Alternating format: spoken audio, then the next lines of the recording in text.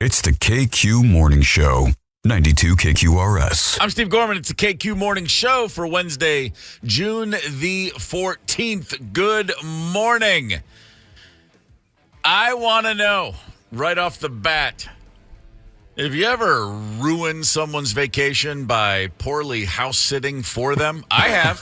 I have. Yeah. I sure have. Thought about it. My wife and I are looking ahead, thinking about some things we need to do, maybe a few trips we need to take, and we're thinking, well, what are we going to do with Chauncey? What are we going to do about the cat? Who's going to watch the place? And then suddenly I'm reminded of the fact that, if karma is in fact a thing, I'm still waiting for payback, because sometimes you just step up and say, I got it, and then you don't have it at all. Yeah. There's two things we've probably all done that we would want to call back on. There's house sitting or pet sitting for someone, and then there's just borrowing something from someone and ruining it or destroying it or losing it. There's no worse feeling in the world than for someone to trust you with anything that matters to them, and you let them down. And we've all got those stories. And, some are funny in hindsight, and some are still just like, I literally cannot believe that happened. I was house sitting for a family, dear family friends, in the summer of 1984. The LA Summer Olympics were all the rage. We were so bored that we were watching men's gymnastics, for crying out loud. And the family, the Petersons, God love them, they went to the beach for 2 weeks. They left me their house. They left me their car. They left me in charge. When they got back, one of the dogs was no longer breathing. Oh, that's the worst. And the car's front end had been smashed in. Thank you. Wow, the old one, too. The only car crash I was ever responsible for was driving their car while they were gone. And that was, by the way, that was like day 2 of the trip. So I had 12 days to sit and stew on that one, waiting for them to return. And then the morning of their return, I woke up and I go to let the dogs out, and only one comes running up the stairs. Oh, no. Lord. And I'm like, where's that little dog's name was Grindle. Dead. Just right there in the basement on its side. Dead. Well, I mean, it wasn't something you fed it, right? Not at all. In fact, they came in, and I was like, I've got to tell you guys something. They've got the glow, the nice 12-hour drive back home from the beach. It's all good now, but now they can relax and chill out. I crashed the car, and the dog's dead. Thanks so much. I'll take a check or cash. Are you still friends? Oh, yeah. I mean, well, here's the thing. The dog, they told me, well, we knew he didn't have a lot of time. We're not surprised. And I'm like, you could have hipped me to that ahead of time. Now, thankfully, he did die the last day as opposed to the car crash on the last day. Because if the dog had died like the second day of the trip, that would have been far worse than me crashing their car the second day of the trip. Right. But it was a combo platter that, of course, historically, I would then look back and call a poo-poo platter. Anyone ever lose a pet? Anyone's ever lost a pet on their watch? Yeah, I did. A cat in South Minneapolis. I'm watching. They had a dog and a cat. And Simba, I remember, was the name of the cat. Was right about that time, the whole Lion King thing, and they had a little daughter. Yeah. At the time, it was a big grown-up daughter. I just saw her. But anyway, they told me when I watched the house, they go, the cat gets out sometimes. Don't worry about it. You're not going to catch him. He comes back. I was like, okay, cool. It's just a few days. And right away, the cat gets out. I'm like, son of a gun. And he just darts down a couple of yards. I'm like, well, he'll come back. He didn't come back. In fact, I did kind of forget about the cat over the next few days. And as soon as the door opens up, Wendy comes bolting in, crying and going downstairs. And I look at Eric and I'm like, hey, man, that trip must have went well. He goes, the cat is still laying in the street, man. It's been laying there for a couple of days, obviously. I'm like, what? No. And I look out, and I've been going in and out of the house and going back and forth to work here at the good old radio station every day, and I didn't notice there was a cat laying in the middle of the street that apparently been there for a couple of days. A cat that was vaguely familiar. Simba. That was good old Simba, yeah. Monster. Simba, we hardly knew you. The cat was supposed to come back. I mean, come on. Are you a city cat or what? So, yeah. At least when I killed a dog, I had the decency to do it in the home. Yeah, no, I didn't. It's jeez. I'd rather me be the one that messes up. That's way better than now. As an adult myself, I would hate to leave a kid in charge of the house or the pets and have them mess up. I mean, what I'm saying is I'd rather be mad at myself than somebody else. I'd rather Yeah. like me make. I don't know. It's just because if I left, if the Gorman family went somewhere and we left the kid or younger person in charge of anything, and we came back and there was one less pet, I'd never look at that kid again and not go, killed my pet, you son of a bitch. Yeah. I mean, I would just never. That's just me. Call me crazy. No, Eric and Shannon are good Minnesotans. They felt bad for me. They're like, I just feel terrible for you that this Good happened while you were Minnesotans. here. Or you. Tony, any nightmares that you look back on? Was anyone ever trusting you with something that you either killed, lost, or destroyed? No, it wasn't a nightmare. And the only thing I can think of was just bad timing. I was house sitting for my friends Paul and Vicky, and she went to do some audition out of town. And everything was fine until right when they got home, just like minutes before they walked in the door. I fed the dog, and the dog got sick and threw up everywhere. And the other one panicked and knocked over a plate. I had pizza, and it went all over the couch and the floor. And that's just as they walked in.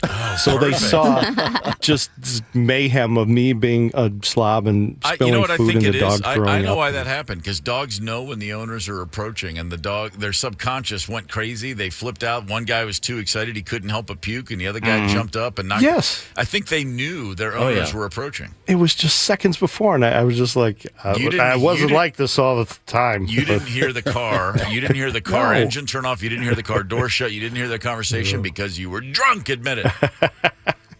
Well, I Candace, you staggered. house sat for Tony once. Do you want to share with all of us what Tony's never discovered you did wrong? Where's the body? That's Come right. on. What happened? No. No. I mean, we almost broke her hot tub, but it didn't happen. Oh. Yeah, I Oh, had yeah. Famous. How do you almost break something? Wee. Well, it was hard to put back together. Put And then back it started together? Back raining. together. It's a hot Hi, wait a minute. And This it was is raining. new to and me. It was just a little difficult to snap back together. Oh my God! Are Nothing you talking about the hot snaps. tub or We something tried. you were wearing? We What were is happening? worried. It was difficult. But you never said anything about it, so I think it's fine, right? Must not have noticed. Wow. I guess eventually it'll unsnap. Tracks were covered, is what I'm hearing from Candace. I don't know how something came unsnapped in a hot tub. Yeah. Man, that's Rocking the tub. outstanding. You know. Yeah, I'm still stuck on Right the in that Wii. tub. Yeah, right. Hang on a minute. Now, it was about a month ago when I was leaving town, and Candace was like, "Oh, I'll take care of the cat. I'll feed the cat." What what did you not tell me? Well, your sauna's real nice. And, Oh, The sauna, is anything we snap in go. there? always. wow. Okay, we've got a lot to dig into here. She had to flip your mattress too, I think. We never even. Wow. Yeah. Ever done I that? don't. By the way, I'll sit I don't flip mattresses anymore. The last time I tried to do that, I literally tore my bicep tendon. That's a whole other freak show story for another day. Big mattresses. And you know what? The funny thing was, it wasn't the mattress. It was literally moving the box spring. The thing that weighs 4 pounds. That's what made me. That's what put me in surgery a few weeks later. We never even got to all the things I've borrowed and destroyed. Maybe we'll do that at 7. That'll be great. Yeah, let's keep it rolling. And chip in, please. Anything bad happened when you were borrowing, watching something for someone? Maple Grove, Lock and Safe, Talk and Text 651-989-ROCK. We'll have something up on the KQ Facebook page. Please share. Steve, actually, we were talking about this earlier, has a great one about destroying a family heirloom. Oh, see, I've already Right. forgot. I've been trying to forget since 1985. We'll remind you at 7 o'clock. Mike Evans at 6:30 with a Hollywood Report. He's back this morning. Hang tight. It's the KQ Morning Show, 92 KQRS. I'm Steve Gorman. This is the KQ Morning Show. Buffalo Springfield. Any relation to Rick Springfield? Were they brothers? Just curious. Step Brothers, I think. Step Brothers. Okay, Rick Springfield's got a couple of singles coming out soon. Really? Just for those of you General Hospital fans still lingering around, want to hear what old Rick Springfield's up to. It never occurred to me until right now, Buffalo Springfield and Rick Springfield. That's a pretty good one. I just whipped that one right off the cuff. What are they, brothers? You hear what I said there? Remember that, Tony? That was funny. Wasn't it? Ain't you clever and Man, that deft. was spectacular. Hey, let's talk about movies, shall we? It's time for the Mike Evans Hollywood Report. Good morning, Mike. Good morning. Real quick, great news. Surgeon released me yesterday, said my recovery was amazing. I don't have to see him for a year, so good news yesterday. That is great news. We're very happy to hear that, sir. Thanks, man. Thanks. Really The excited. live audience is applauding. I heard that. I like that audience of yours. Oh, yeah. Hey, so the London Mirror made a big splash yesterday. That Jamie Foxx had contacted them. He's all right, no problem. He's fine. He's healing. Headed back to work. Looking forward to even doing some stand-up later in the summer. The mayor of London, England? Well, the London Mirror newspaper. But here's the problem. A Hollywood Reporter, TMZ, Variety, LA Times, New York Post, none of them were able to confirm any of that or get any kind of feedback from any of Jamie's people. So sounds to me like the London Mirror has a little egg on their face. Sounds that way. Apparently, yeah. TV news. Boy, that filthy, vulgar, disgusting HBO show, The Idol. Boy, there's been a lot of backlash on that. Did you see it or hear about it? Hold on, filthy and vulgar, and I'm just now getting this on my radar. What am I missing? It's The Idol on HBO. It almost encourages rape. Boy. They've lost 60% of their audience. Some people want their money refunded and cancel their HBO subscriptions. Is this Johnny Depp's daughter? Is this the show that she's the star of? Yeah. Okay.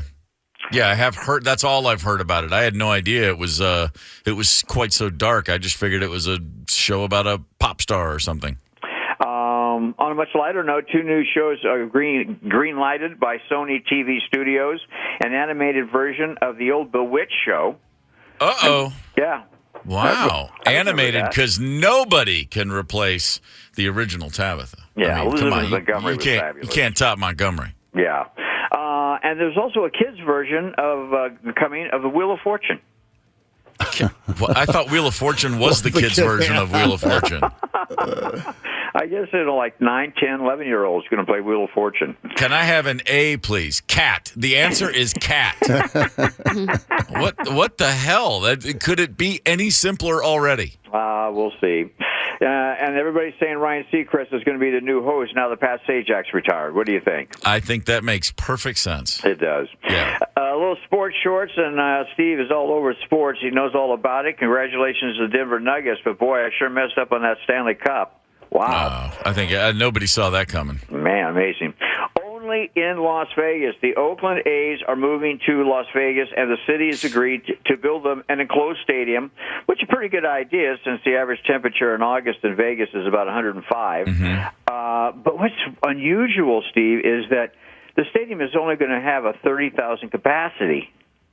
By far the smallest stadium in the majors. Wow, no kidding. Did you see last night in the game, the entire crowd in Oakland in unison, they went completely silent for the first batter of the 5th inning and then erupted with "Sell the Team" chant all together.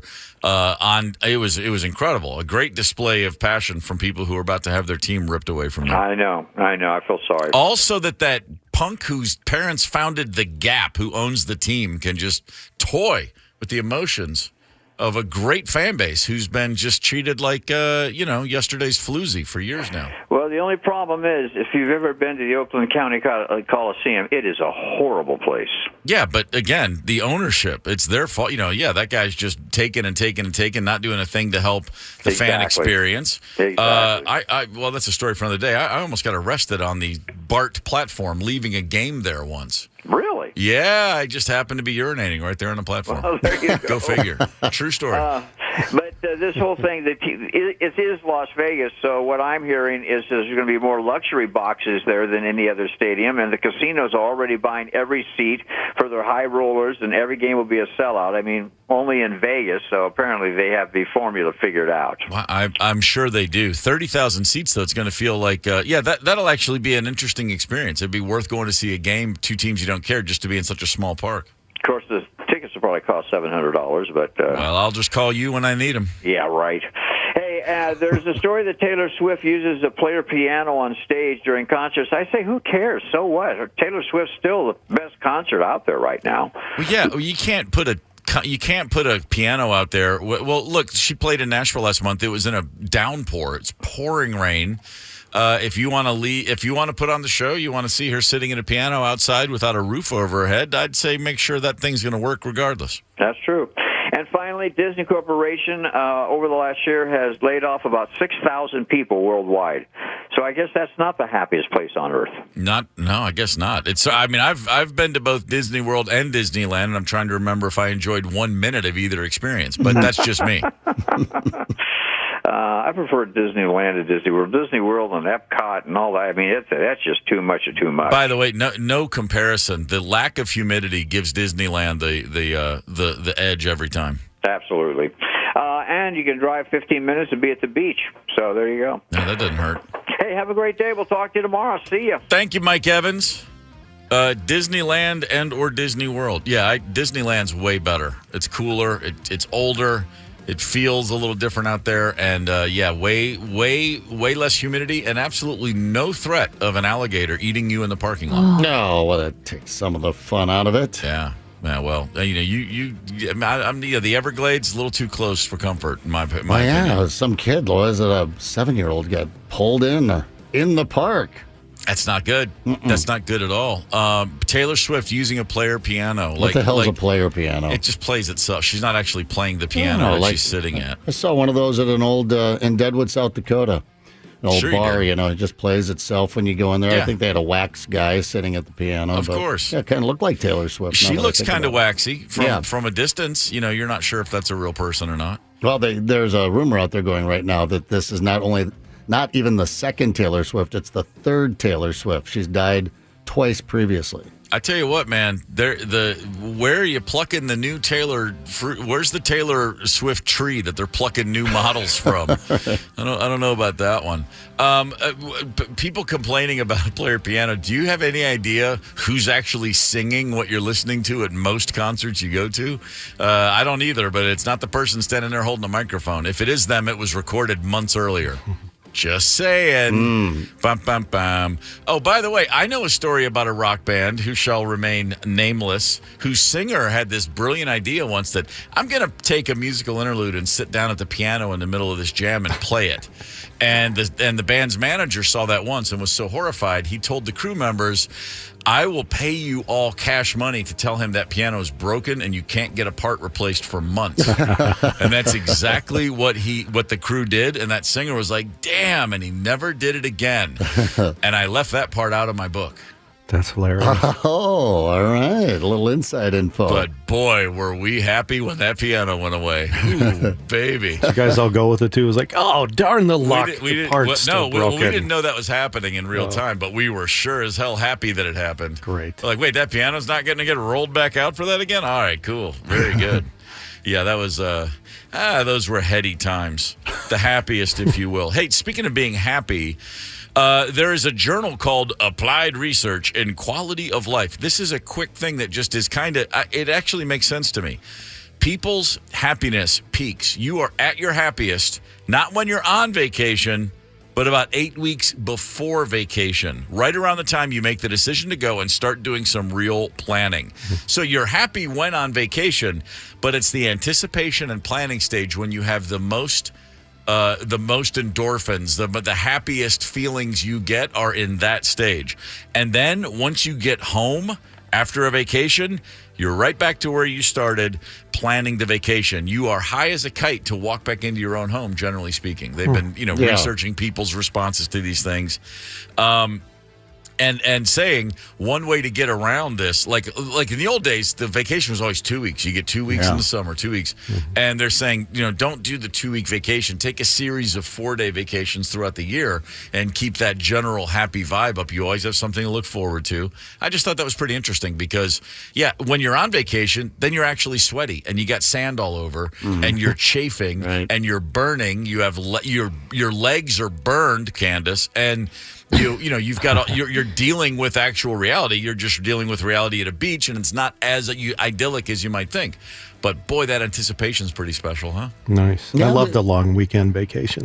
Mixing it up, the anticipation. I have a buddy that his work lets him get away with, 10 3-day weekends instead of a week here or 2 weeks. Oh. And he likes his long weekends. Yeah. He has something to do. He has a pastime, that sort of thing. And he puts it into 10 of those weekends, and he absolutely loves it. I do like planning a vacation, the big ones. Yeah. Otherwise, I do like winging it as well. But yeah, I do like to enjoy the vacation. Always nice to get home, but I don't know if planning is the peak, but I do enjoy doing it. Just know when it's coming.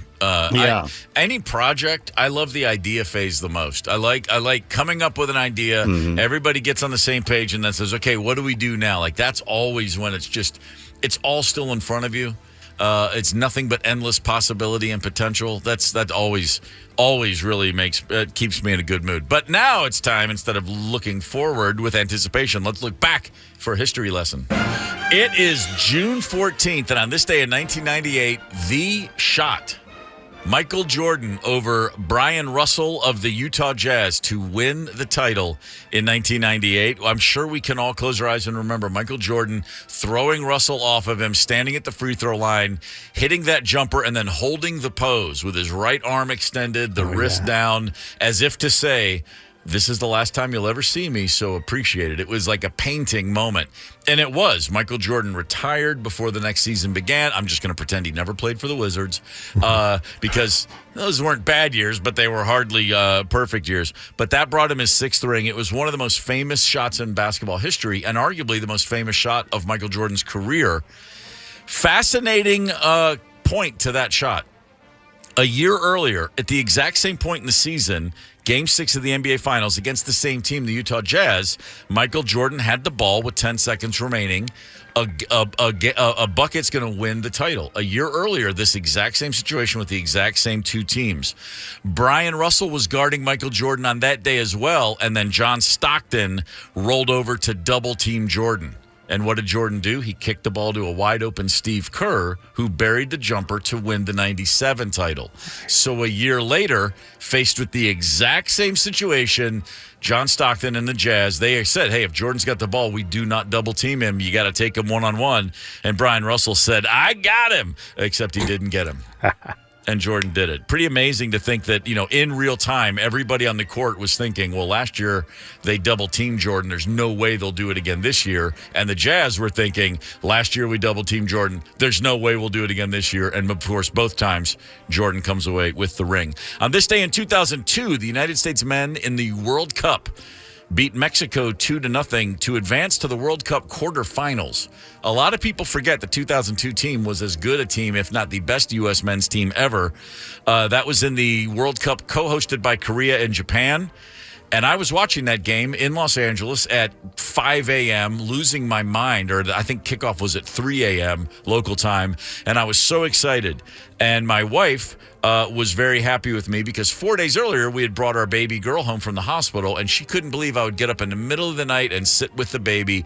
I was watching the World Cup. It was just that's what was really going on. Yeah. I got incredible dad points for just watching a sporting event I would have already been awake watching anyway. So thanks to my daughter for making me look like a great guy. Well, thanks for not punting her across the room. Oh, no. I would set Spiking her her on the down ground. before jumping up to punch my fist. All right. It's the KQ Morning Show, 92 KQRS. Zep, Tony, Candace, and Steve Gorman are the KQ Morning Show, 92 KQRS. I'm Steve Gorman. This is the KQ Morning Show. It is Wednesday, June the 14th. Good morning to you.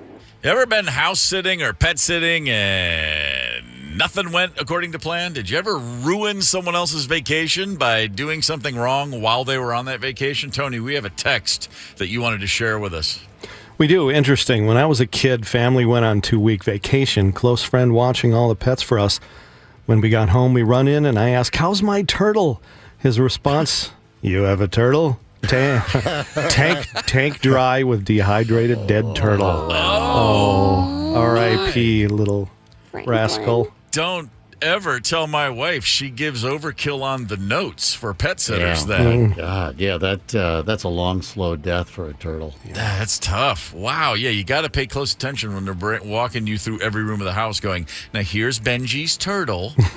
Yeah. Man, as Candace can attest, after a few days, literally just going to our house to feed the cat, it came with a PDF file. Hey, I appreciated it. Yeah, no, we don't leave anything to chance. Pet sitting, house sitting mishaps, better to be the recipient than the person responsible. Or is it? I'd rather be the guy that messed up because I hate being mad at other people. Candace, I believe we have a caller with a story to share. Cole from Plymouth. Cole, good morning. Morning, Steve. What do you got for us, brother? I had a buddy who's a close friend and close family to the family, and they went on a 2-week trip to Europe. Had a dog that was prone to seizures. He seized up on me 3 times. One of the forward a few months, that actually drove me to retirement. Fast forward a few months, they took another trip. They needed someone desperately, so my brother was set to do it, but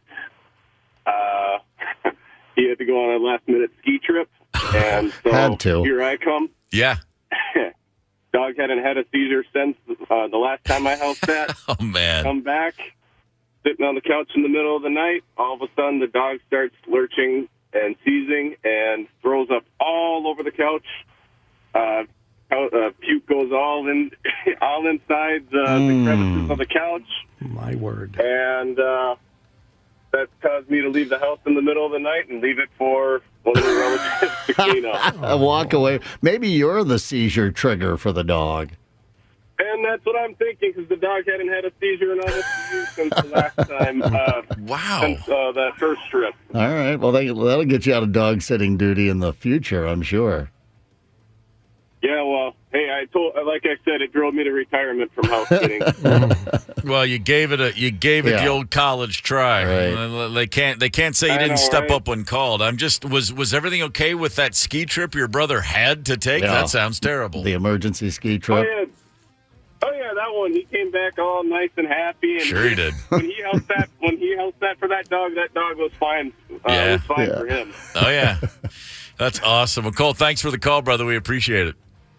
Yeah, thanks for having me on, and welcome to the Twin Cities, Steve. Thank you very much. Yeah. I do appreciate that. The king of the aura right Yeah. there. Some people just don't have the luck. When it comes to some things, maybe we'll do that someday. Things that always go wrong for us when we try to do them. I don't know what that is offhand, but for Cole, it's house sitting.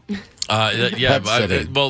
he twice retired. I mean, he's like Jordan. They kept bringing him back out. He's like an old boxer. One more time, champ. Maybe you'll get that belt again. I was house sitting for a family in 1984, as I already said, and they had two dogs, one of whom died the morning the family was going to return. That was pretty traumatic. But on the second day of the trip, they also let me use one of their cars, and I don't remember it was a Datsun or a Toyota, but it was a little one. It was a manual transmission, and it had some serious pep. It had way more juice than any of the Gorman family cars. And as I'm tearing around town like an idiot, one summer night, the second night they were out of town, I again still not quite used to the pickup this bad boy had. I was gunning it out of a green light, and I was going to pass. I was behind. Thankfully it was a friend that I smashed into. Oh, good. I was going to pass him, and I gunned it to pass him, and I gunned it, and it went so fast that I didn't even get in the left lane. I just rear-ended the guy, just like, and we pulled into like a 7-Eleven parking lot. He's like, "What the hell are you?" I was like, "Sorry, I had no idea this car was so quick." I mean, it just exploded for me, and I was like, "Man, we've been driving the wrong Datsuns in my family." God, so a little front-end damage there. Just a little front-end damage, a little back-end damage to his car. The car still ran. I still drove it for the next 2 weeks, of course, till they got back. Oh, and here's the funniest part of the whole story. They were cool about that. They were cool about their dead dog even, because they knew the dog was old and ill, and they just didn't. They said, well, we didn't mention the dog's failing health because we didn't want to stress you out. I'm like, I would have helped, honestly. Yeah. But what they said, well, we'll file the insurance, and the insurance agent, again, small town living, another guy from school, everyone knew everybody. He said, don't worry, I'll take care of it. That very insurance agent, a year later, split town. He'd never paid any premiums. He took everyone's money and disappeared. He was a total con artist. Oh my God! Yeah, well, that's a fun button on that's fleeced a bunch of people out of there. All these people thought they had life insurance and car insurance and house insurance. He was just taking all their money. A little insult to injury, fraud to injury there. Yeah, God, and dang. this is not a Lifetime movie. Honest to God, the guy went to Brazil where there's no extradition. He went to South America with a bunch of people's money. I knew what he was doing. Isn't that crazy? I wonder if he had to. I mean, is that going to get? Must have got him the distance. He took enough with him to retire. You can't come back. I never heard another peep. I never heard about him coming back or them finding him or anything. No kidding.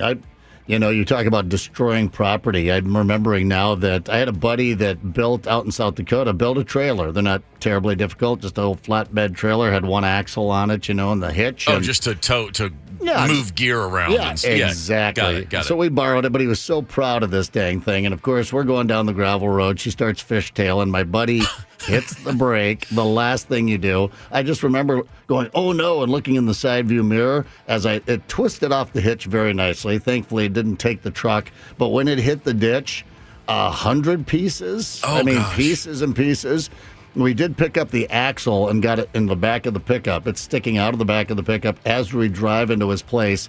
He's about 100 yards ahead of us, standing in front of his pole barn, and he just takes his hat and slams it on the ground and cusses. Jeez. Should never let you guys. We were like, I think that axle might have been bent or something there. But yeah, I felt bad about that. Totally destroyed the trailer. Thank God we were on our way to put some stuff on it. Nothing on the trailer. Man, that's tough too. Because it's not like a trailer he just bought. He built it himself. Yeah, and he wanted some compensation. We're like, come on, Lloyd, man, buddy, what do you want? A couple of bucks here, man? It was just a bunch of scrap, for crying out loud.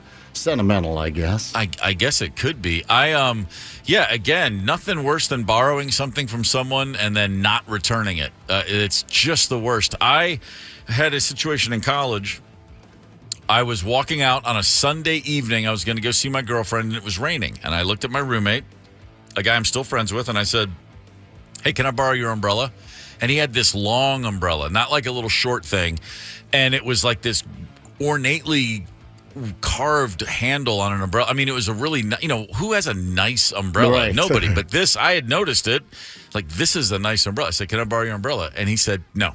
I go, no. What? You just told me you're studying. You're in the room all night. He goes, no, that's like that was my grandfather's umbrella. Now, this is a guy looking back. He didn't have any nice stuff except this one thing. Yeah. And it was, as I said, his grandfather's. Or maybe it was his great uncle's, but the point was it was not his own parents. It was someone older from the family. Bit of an heirloom. He said he gave it to me. And it really was. I'm holding it and I'm going, man, this thing is nothing but nice. I mean, it was like amazing. I'd never seen. You could have called it a parasol. It was so old and cool to me. Wow. But I said, come on, man. It's an umbrella. I'm not going to mess it up. And he said, okay, fine. And I knew he wasn't happy about it, but I needed an umbrella. I walk across campus. I go spend a few hours with my girlfriend. That night at midnight, because this was at a time in Kentucky, at Western Kentucky, you couldn't hang in the dorms of the opposite sex after midnight. That's it was right. not co-ed dorms yet, and you had to leave the building at midnight. I'm walking back to my dorm a few minutes after 12, and I see a guy running across a field in front of me, just running with all he's worth. And he's not a college kid. It's immediately apparent that's an adult man, and he is running. And about 30 feet behind him, I see another man running, and the man behind him is holding a gun. Oh. And I'm like, what am I watching happen? And I quickly put it together that, okay, well, there's one guy with a gun, and he's chasing the other guy who's now literally running for his life. Turns out it's a cop chasing a dude he had just lost control of, trying to arrest him. Okay. So it's a city cop from Bowling Green, Kentucky, and he's chasing a guy across the campus. And they cross my line of vision, and the cop, the guy who's holding a gun in his hand as he's running across the college campus, he looks at me, he goes, can you help me? He's out of breath. And I'm like, can I help you? No, I can't help you. And then literally, like a switch flips, I turn into my dad, and I'm like, I'll take that man down. I literally go into like some weird mode where I'm like, yes, I have to help. I don't know anything that's happening, and I don't even know it's a cop yet. I just know a guy with a gun asked me for help, and I said, sure. Always help the guy with the gun, I guess. I run around a building, and we can't see the guy, and then the cop comes up, and he says, I'm a police officer. I'm chasing this guy, and he shows me his badge, but I'm already in. And then we find a guy hiding in bushes. He eludes the cop's grasp for the second time and takes off running again. And the cop literally turns to run and trips and falls. And I'm standing between, there's like a field, and on the other end of the field is the street that is the end of campus. And then there's a neighborhood and houses. And I'm like, if this guy gets out of this field, he's gone. And I take off after him. And I'm running, and I catch him almost immediately because he's exhausted. I run right up behind him, and now I'm like, what do I do now? I'm just running next to a guy. And the guy says, I'm not making any of this up. The guy says, don't hit me with that umbrella. That's what he said.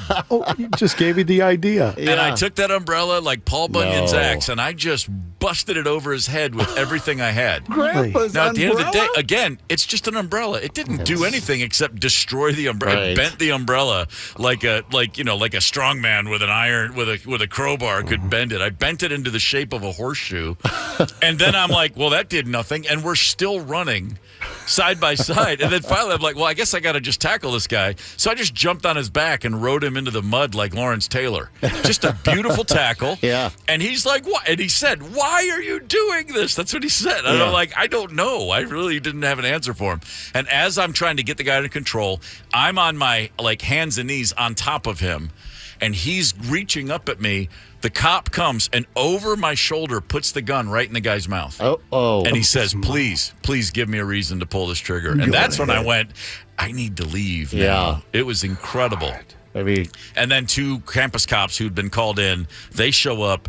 All of a sudden it's over. And I'm just standing there. I'm covered in mud and I'm holding a destroyed umbrella. And I really am like, the whole time I'm like, why did I do what just happened? It was so bizarre. No acknowledgement for the Good Samaritan hero? The cop said thanks, and then the campus cops were like, Jerry, what happened here? And the cop goes, guy got away from me. And the long story short, the cop, the campus cop said, hey, good job, kid. The city cop was embarrassed. He wouldn't look at me.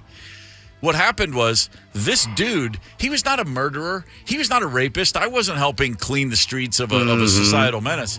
He was in for credit card fraud, and he had bailed out. And then they got word that he was going to skip town, and he was meeting a guy at the parking lot of the stadium on campus at midnight to drive him away. So the cop was just waiting there to catch him as he was trying to get out of town. And then it turned into a foot chase, and then I'm involved.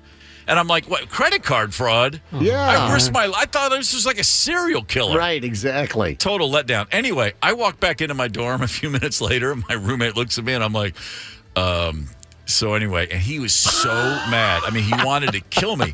And I tried to tell him the story, and all he kept saying was, yeah, right. Yeah. He literally would not believe me. Right. And then he said, come on, man, what'd you do? And I told him the story several times. Never, ever, ever believe me. And then I got a call from someone with the Bowling Green Police Department saying, we really appreciate it. We know what you did. Thank you so much. And I was like, okay, cool. And then it was over, and that was it. End of story. And the umbrella was a total loss? It was a complete loss. No, it was just destroyed. It was caked in mud and then bent complete. You couldn't you tried to straighten it out, but then it wouldn't open. No. It was just completely ruined. But I was like, yeah, but we got the credit card dude. You got the credit card dude. But come on, we're heroes. There's less credit card fraud in Kentucky thanks to you. Cue the David Bowie song. I wonder, do you ever find yourself in antique stores looking for antique umbrellas, just thinking, if I could get him something nice, it doesn't have the sentimental value. You know what? Right? I haven't, but now I have new plans for Sunday. Some great antique stores around the area. Yeah, there are. Saying, the kiss of death was saying, come on, man, what's going to possibly happen to it? I'm just walking to my girlfriend's dorm. It's raining. I need an umbrella. Oh, man. What could possibly go wrong? Famous last words. Well, that was it. All right, we're going to continue with these on the Maple Grove Lock and Safe Talk and Text line. If you've got something damaged, killed an animal, something went bad on your watch while house sitting, there's some fantastic submissions on Facebook. You want to call some of those in, otherwise we'll get to them. I did see a question this morning that asked, if you had to work in a funeral home, would you be upstairs with the bereaved, or would you be down in the basement with the body? Just something to ponder. I can tell you where I absolutely would not want to be. In one of the coffins, alive. Yeah, it happened again. We have that story at 7:30. Hang tight. It's the KQ Morning Show. 92 KQRS. I'm Steve Gorman. This is the KQ Morning Show. Hey, in about 30 minutes, pay attention. We're going to be giving away tickets to see Impractical Jokers tomorrow night at the Target Center. I know someone that's going to be there, Candace. Me. Target Center tomorrow night. In 30 minutes, we're going to give away tickets. So Candace, Candace Wheeler, and I believe your brother will be there. That's going to be a good night. It's going to be fun times. Excellent. So stay tuned. We'll let you know when you should hop on the horn. And speaking of hopping on the horn right now, a buddy of the KQ Morning Show, Tony Price, is with us with another Gold Star family ride you wanted to let us in on. Tony, brother, good to hear from you. What's the story here? Good morning. Yeah, we're doing our annual motorcycle ride to raise a little bit of money on June 24th. So it's coming up in about 10 days or so. We're going to ride it. You know what we're calling it this year? We're calling it a beer run. Got to make a beer run. We're going to have all our motorcycles get together on June 24th, Saturday, June 24th. And we're going to ride around. We're going to ride up and down the river. We're going to ride through the woods. We're going to ride around a couple of lakes. We're going to have a lot of fun. Now, And where honestly, where does this start, Tony? Where are you kicking off? We're going to start down in Bloomington. All the details are on the website, goldstarride.org. Great. Where you can also, pick up a ticket to win a motorcycle. But that's a different story for a different day. We're going to be down in Bloomington at Normandale Boulevard and 494. Yeah, outstanding. At the other side of the road from Highway 100 and 494. Attaboy. You know where you're at. You know where you're going. goldstarride.org. I'm on the website right now. I'm just going to click on the raffle to join you guys for the ride. A nice bike you're giving away. It looks like, is that a road glide you guys are giving away? That's Electric Glide Standard. That's all right. I like it. And by the way, for my friends listening that, hey, I know it's the summer, it's busy, things come up on us the 24th. That's a little more than a week out here. If you can't do that, get over to goldstarride.org. Not only can you buy the book, yours very sincerely and respectfully, and follow Tony's rides, or at least the rides up until he wrote the book, but you can make cash donations there. But get on that beer run registration, just $25. You can do that all at goldstarride.org. And Tony, how many miles you put on so far this year visiting Gold Star families from coast to coast? I kind of lost track, but I think it's somewhere between 15 and 16,000 for 2023 alone. I've ridden in 36 different states. I've visited with 44 families so far this year. Yeah, stopping in, spending time with these Gold Star families. Exactly. Yeah, it's the Lord's work, and we certainly do appreciate it, Tony, and want to support you on this. And again, it's goldstarride.org. Get everybody signed up, pray for some good sunny weather, and it sounds like one hell of a beer run. You're going to come along, Brian. I'm going to be tagging along out there. Aren't I riding on the back of your bike? Actually, I'm going to get you a bike. We've got a parade bike, and I'll ride the parade bike. You can ride mine. All right. I'm sure I've got to round up a two-wheeler somewhere. I'm really looking forward to it. It's going to be a fun day, and hope everyone can join us. If you can't join us on that day, we get it, but support the rides at goldstarride.org. Yeah, it is going to be. You're guaranteeing it. Yes, I'm guaranteeing it's going to be great weather. If it snows, it's going to be great snow. Well, we know that that won't stop you. Snow doesn't stop you. Rain doesn't stop you. It'll win none of the elements. You're the. It hasn't stopped me yet. Last February I was riding in Southern California of all places, and I was riding in the cold rain, and it was so cold, the rain was actually freezing on my glasses. Yeah, that was a first for me to have the rain actually freeze on my lenses. Yeah, that's where you'll find me in the hotel lobby bar and the motorcycle sitting outside. Yeah, I don't recommend it, but we got to do what we got to do. I had to go see a Gold Star dad. It was an important thing to do as part of the mission. So sure, that's what we did that day. Well, I highly recommend we all come out and join the hardcore Tony Price for the Gold Star Beer Run. Again, goldstarride.org. Just get the registration out of the way right now. And Tony, thank you, my man. The website's been updated, so it's all ready to go. Just click on the old registration. If you're going to bring somebody ride on the back seat with you, that's an extra $10. So no big deal. Yeah, no big deal whatsoever. All good to go. And I'll plan on seeing you next week. Looking forward to 250 of my closest and dearest friends riding with me that day. Yeah, it's been a while since we've been out on a ride. I'm looking forward to it myself, my man. Thank you I'll bring for a sharing couple it. of stogies for you. I know you will. Appreciate you. See you on the 24th. All right, thank you, Tony. Thanks, Tony. We appreciate that. goldstarride.org. Now, let's go to South America, shall we? Ecuador. That's a long ride. It's a long ride. Here's a bizarre one. Zepp, you mentioned earlier you saw somebody saying, if you had to work at a funeral home, would you be upstairs with the bereaved or would you be downstairs, dealing with the actual deceased? What's your job? I would go for hair. I'd just like to work on the hair myself. Yeah. Just, get good comb in there. They got those nice combs at JCPenney. You just, make someone, I don't know. That's about all I think I'd be good for, honestly. That's just me. But here's a story from Ecuador at a funeral home. A group of people got together because a retired nurse, her name is Bella Montoya. This is a completely real story. She passed away, and her family and friends and a lot of people from her town came to pay their respects. Again, a nurse, she had been taking care of people for her entire life. During the funeral, at the funeral home, well, wouldn't you know it, there's some sounds coming from inside the coffin. Eek. Yes. Yes, This it's is not a horror film. Again, this is real. This woman, Bella Montoya, had been declared dead. She was believed to have had suffered a stroke and gone into cardiac arrest. Not so fast. She was awake. She was alive. She was in her own coffin going, hello, what is happening? Now, again, the day before, she had not responded to resuscitation, or I'm sorry, that same morning. Yeah. So she was declared dead in the morning. They took her to the funeral home that afternoon, and people had started to gather. It wasn't actually the funeral, but it was her wake. It was the same day. Things moving quickly in the small town. So the wake was 5 hours old when this started. Yeah. This woman had been in her coffin, literally not breathing, apparently, and dead to the world, as far as they knew, for 5 hours before she came to. All right. What? I mean, what if it had been 6 hours until she came to? How many people have they buried alive in Ecuador? Wouldn't that horrify you if you buried a loved one, say, I don't know, a month ago, and you're thinking, were they dead? I think that would have to go through the back of your mind. Sure. They're calling have it to a wonder. miracle there, but I'm more inclined, being the cynic that I am, that it's just negligence on someone's part. And apparently they don't go through the same funeral process, and often they don't.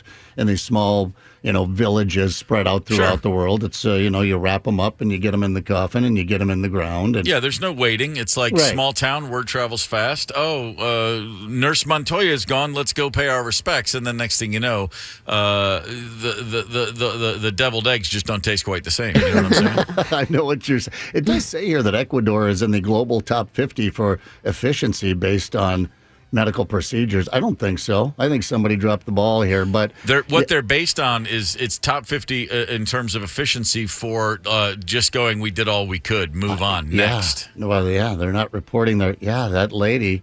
She's going to be all right, I guess. She's in the hospital. I see. She's in intensive care. She's the prognosis is not necessarily glowing, but we'll see. We'll update you as news comes in. A little closer to home, New Orleans, Louisiana.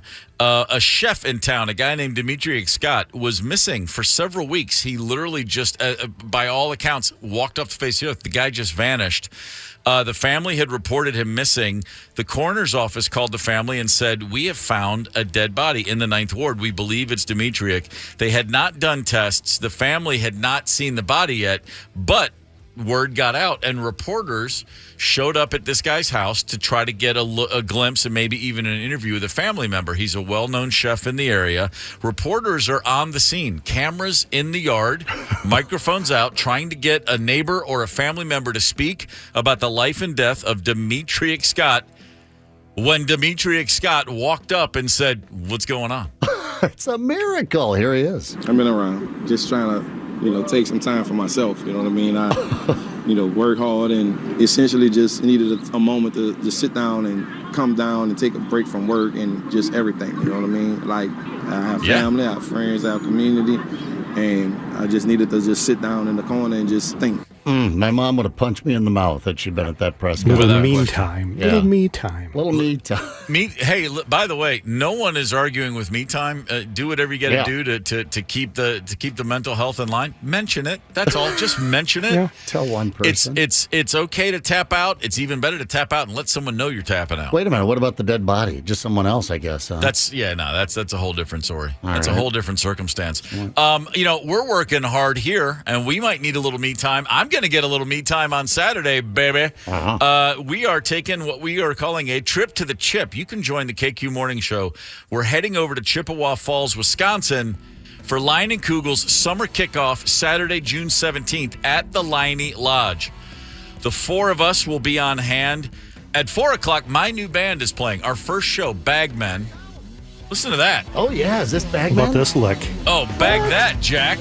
Oh, you weren't sharing. The first time anyone will ever see this band in person. Oh, I like that. That sounds Bagmen. cool. You can come out early for cold Line & Kugel's beer.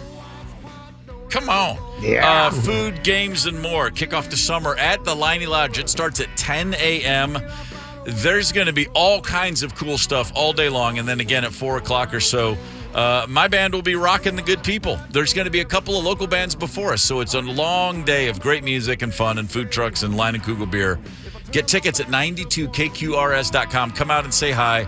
Come out and rock out with us. It's going to be a blast. Where else would you rather be? Damn, this sounds pretty good, man. I'm not even just saying that because we're on the radio. We do what we can at Bagman Incorporated. God damn it. The Bagmen like to rock, baby. All right. Well, let's rock a game show right now, should we? On the Maple Grove Lock and Safe Talk and Text line, callers 9 and 2, 651-989-ROCK. We're playing yes or BS. And there are no losers today. The winner gets Impractical Jokers tickets for tomorrow night at Target Center. Prize provided by Target Center. The runner-up, KQ Karaoke Cruise tickets this Friday with Stillwater Riverboats. Top prize in the karaoke competition. Tickets to Billy Joel and Stevie Nicks, along with that custom Billy Stevie football and a fancy trophy. Prize provided by Stillwater Riverboats. 651-989-ROCK. Dial up. Good luck and hang tight. It's the KQ Morning Show, 92 KQRS. Zep, Tony, Candace, and Steve Gorman are the KQ Morning Show, 92 KQRS. Wednesday, June the 14th. Aerosmith covering the Beatles come together right there. That's on Aerosmith's Greatest Hits from the late 70s. It was also featured in the film Sgt. Pepper's Lonely Hearts Club Band, starring the Bee Gees and Peter Frampton, which, just to give you an indication, if you never saw it, how bad it was, I was in like 8th grade and I hated it. Like nothing.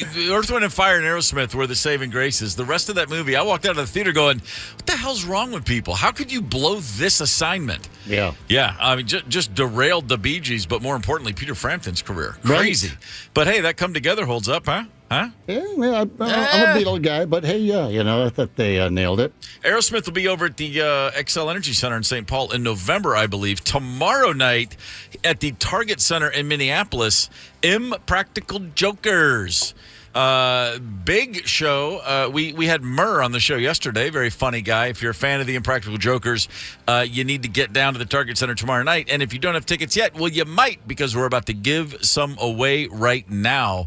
We're going to play an old chestnut. Tony, what is today's game? An old gem. That is bull. Yes. And I say that is bullshit. Oh my God, that is bullshit. The answer is yes. The answer is yes. Really? I'm afraid so. I don't believe that. Okay, here we go now. The game is... Yes. Yes! Yes! Bullshit. Bullshit. The KQ Morning Show presents Yes. or BS. Yep, yes or BS. It's general trivia and less than memorable information. You'll just have to take a guess, and we'll all learn nothing. Let's play. Okay. Yes or BS. I love this game. All right, Candace, we've got a couple people ready to play. Who is contestant number one? Ryan from Anoka. Ryan, come on down. Brian. What? Hello, how's it going? Good to hear from you, my friend. How you feeling today? Good. Are you ready to play yes or BS? Absolutely. All right, fair enough. Are you a fan of the Impractical Jokers? Oh, absolutely. I loved watching them when I was, this is dating me, but, when I was in high school, so, over 10 years ago, but it was fun watching their show, and, I always loved their comedic bits, and the stuff they got away with on TV is very alarming, but always fun. So, yes. And the live show is even better, so good luck to you, sir. Tony is going to lead you down the yes or BS gilded path. All right, Big Bri, we're going to give you a statement, and you simply say yes or BS, true or false. Number one, originally the Impractical Jokers comedy troupe was called Kangaroo Circus. Yes. Oh, for cripe's sake. No, they were the Tenderloins. Tenderloins. Yeah. Oh. You never know. All right, then no harm done. 0 for 1, you can bounce back. Don't worry about it. Sure you can. Number two, in 75% of American households, men manage the money and pay the bills. I'm going to go with BS. Yes. Whew. That is true. Women be rocking the finances because chicks are smarter. Anyone that argues Absolutely. that hadn't been around the block enough. All right, Brian, number three, an Asian fast food export featuring flash-fried tarantula and spider bites is coming to the food court at Southdale called Arachnids. I'm going to go with yes. That ain't true. It is false. Boy, every now and again we get a glimpse into the tortured mind of Tony Lee. That's one of those glimpses right there. Does it sound tasty? Everybody there was a pause. No. We all looked at each other. Don't worry about it, Brian. We were as confused as anybody. Okay, Brian. Number four, once Pac-Man devours a power pellet, the the ghost enemies turn blue? True. Right. That got a fist pump and a woo from Candace. I love Pac-Man. Absolutely. I was more partial to Mrs. Pac-Man myself. That's true. You're right. You're right. You're right. Better game. Number 5, and your last one, the Tonka truck was invented and developed here in Minnesota, in Minnetonka, hence the name Tonka. I'm going to go with yes. Sure was. I had no idea. Yeah. Oh, yeah. Tonka. Holy crap. That's the coolest thing I've heard in a while. All right, Brian, well done. 3 for 5. Not bad, my friend. Sit tight. We're going to see what your competition's got up their sleeve. Candace, who is contestant number 2? Kimberly from Rogers. Kimberly, good morning. Good morning. How you feeling? Nervous. Nervous. No, it's just us. It's just your buddies. It's just your pals. And it's just a chance for you to be a human lie detector. Yes or BS. Are you ready to play? I'm ready. All right, great. She's nervous she's going to end up on the boat with us. That consolation prize can be a rough one. All right, Kimmy, number 1. Before casting Anson Williams as Potsy on Happy Days, the producers wanted a person of impact, and the role was first offered to Muhammad Ali. Yeah. That is utter nonsense. That is utter nonsense. Who would be giving Potsy any grief? Who'd tell him to sit on it? All right. Number 2, chickens cannot swallow while they are upside down. Yeah. True. Kimberly, the chicken farmer out there. Yeah. No hesitation. Right? Did you ever encounter that on the farm, Zepp? No. I mean, no, I didn't know. The only time we held him upside down is when the head was coming off. Okay. Yeah, that was my greatest childhood nightmare out on the farm. Yeah, when they chop that head off and it just bounces around, squirting blood everywhere. Oh, good And Lord. the chicken runs around with his head cut off. Yeah, that's right. If there's ever a time when a chicken wants to go gulp and have a deep swallow, it's when they're held upside down about to be decapitated, but I guess not. No. Good, clean Mother Nature fun. says, no, you can't. Number 3, the bunt pan used to make a bunt cake was invented here in Minnesota. Yes. Wow. Kimberly racing out 3 for 3. Who doesn't love a good bunt cake? Boy, that was when that thing hit, early 70s, bunt cakes were the rage. I mean, I was old enough to be fascinated. A cake with a hole in the middle. It's the coolest thing I've ever seen.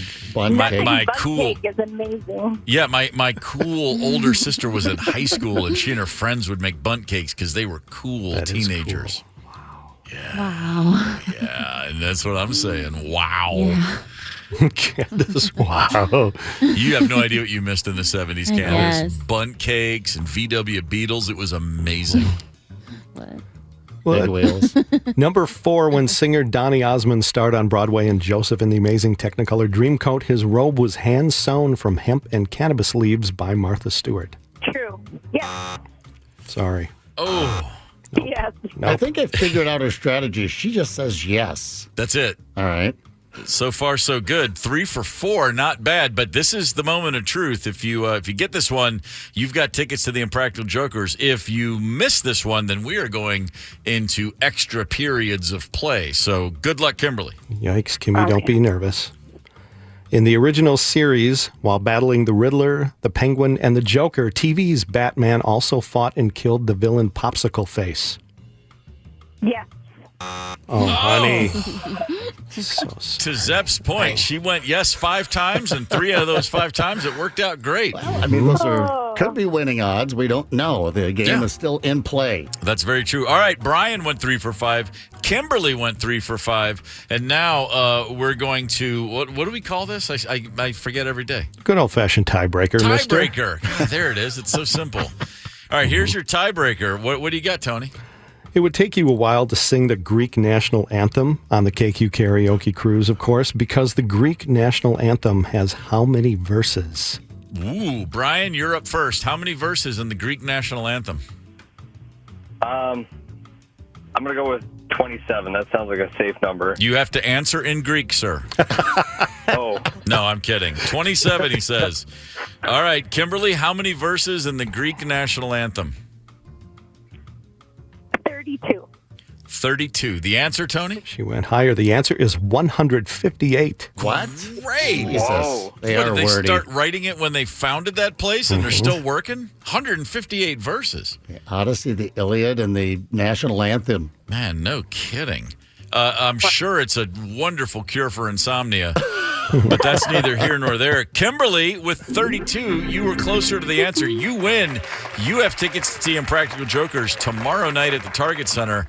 Brian, you're not leaving empty-handed. You, my friend, have won tickets to the KQ Karaoke Cruise Friday with Stillwater Riverboats, and I fully expect to hear at least one of those Greek national anthem verses, sir. Right. Brian, what is your go-to karaoke tune? Def Leppard, Pour Some Sugar on Me. Oh, Perfect. Can't wait. Oh, well, Kimberly, you're still welcome to get tickets on your own. What since we asked Brian, what's your karaoke go-to, Kimberly? Oh, the Eagles, Hotel California. Okay, that'll work. Spooky. Yeah, Ooh, really. excellent. Just talk about setting a mood. Mm-hmm. I would hope to think that when you sing the line, you can check out anytime you want, but you can never leave. You're pointing at a strange man with a weird look on your face, just to really upset him. Thanks, guys, both of you, for listening, and even more so for playing the game. Well done, Brian and Kimberly. Woohoo! Thank you, KQ. You got it. Boy, if there's music that ever went with bunt cake, it would be this. Doesn't it? The whole process. I can see Mom icing a bunt cake as Sure the you music can. plays. Yeah. Where is that bunt cake pan? They're always in the back now, aren't they? What's this for? Bunt cake. Bunt. The old bunt cake. Bunt.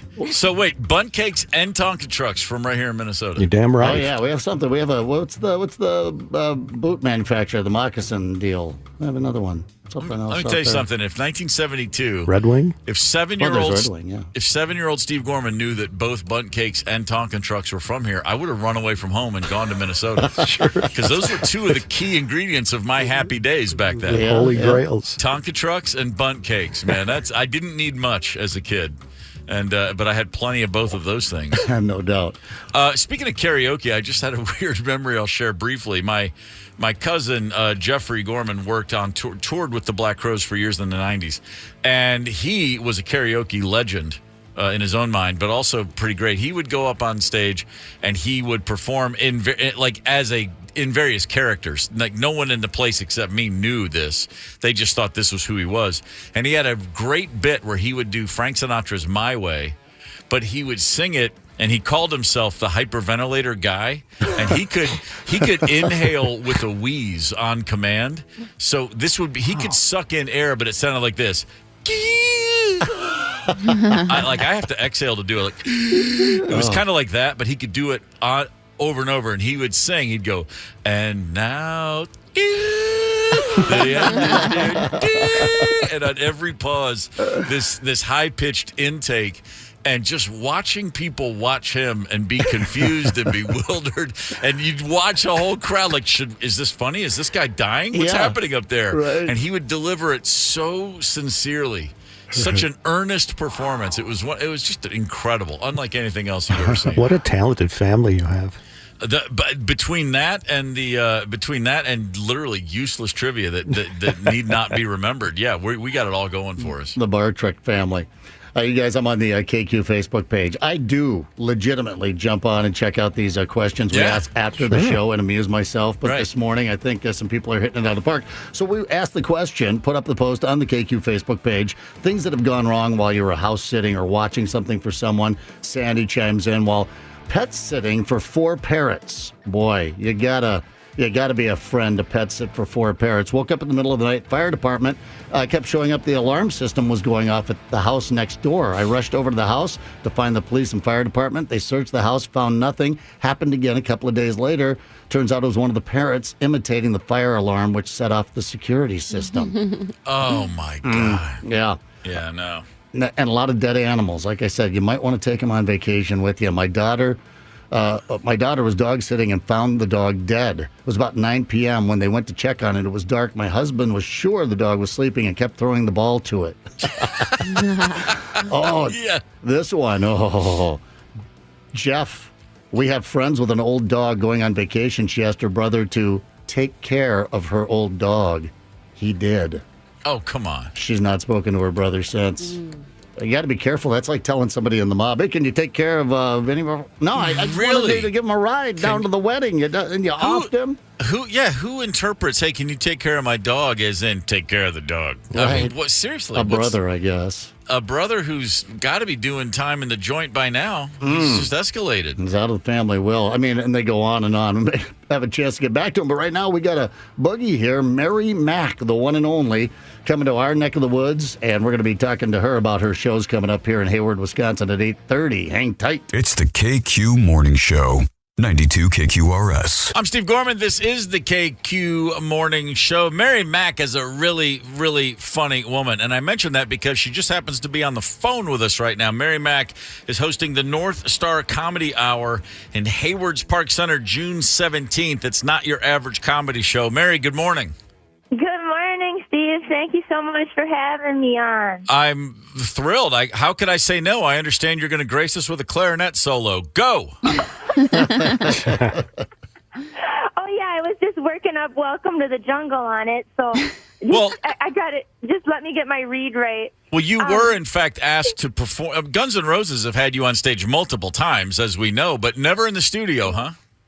Yeah, never in the studio. I'm once a stage musician, always a stage musician. Can't break that union code. That's right. Yeah. No, I don't want to out-shred Guns N' Roses. So, Hey, just picture. People are very intimidated by. I was recruited to the military to play clarinet. I will say that, and I didn't do it. It's a great regret, but that's how aggressive I am on the clarinet. I just want you to know. So growing up in northern Wisconsin, at some point it occurred to you, there's nothing cooler. Nothing's going to get me out of here quicker than being a clarinet master. Yeah, and if you hit a deer with your car, you can put it out of its misery if you happen to have your clarinet. Oh, all you right. don't have a crowbar. Nice. Last time I hit a deer, Steve, I only got through like 2 songs and he was out.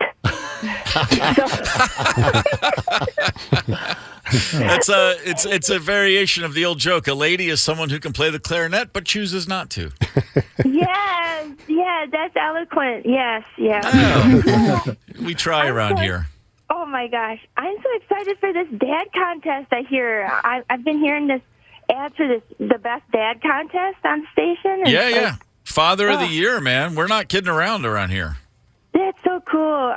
My dad, he's passed, but boy, he was like a real DIY guy. I would have submitted him. He built and designed our house by himself with his own hands, and we're very rural, so it sounds impressive, but it didn't turn out great. He was left-handed and dyslexic, so you think those two would cancel each other out, but it just got extra bad. Like, nobody could find the hot water, and like the cupboard swung in for some reason. I'm like, that's where the stuff goes, Yeah, but sure. He tried. So I don't know. I'm just so excited you guys are having that contest. A for effort for Pops. Oh, yeah. He only dressed up like one time a year, and it was to go down to the cities to the boat show. Mm-hmm. Oh, my God. He put on so much cologne to go to the boat show. We could never afford to buy a boat, but you had to dress like you could. Sure. Yeah, and it was not. We never got one. But all the richer people around us gave us their hand-me-down pontoons, and then it was really bad because my dad would jerry-rig them together, and he would pull up to their dock and ask them if they wanted to ride on their boat. That's a good dad, though. Yeah. That's the best. Man, we can nominate the man in absentia or posthumously. We're happy to do that. Mm-hmm. Yes, in homage. Yeah, that's great. I'm all for it. Do you have a lot of? Oh, sorry. Oh no, please. Do you have a lot of nominations? Well, we're down to the final 5, but I'll just make an executive decision and say, hell, we'll go final 6. I don't care. All right. Maybe we could name the award after him. Yeah, the Mary Mack's Dad Award. That's what we'll call it. Oh my gosh. Okay, so here's the winning asset. one time my dad was having a heart attack, and he saved his own life because he gave himself oxygen off the welding tanks. Wow. Wow. Holy That's what you do. That's what you do. You think Tony would do that? He's too young to do that. Old guys can do stuff like, Yeah. oh my gosh. Seriously, young guys, I don't want to offend anybody, but if you're born after 1977, you're kind of a piece of crap. Oh, well, I'll go Feel one that. step further and say you can take the words "kind of" right out of that sentence. Yeah.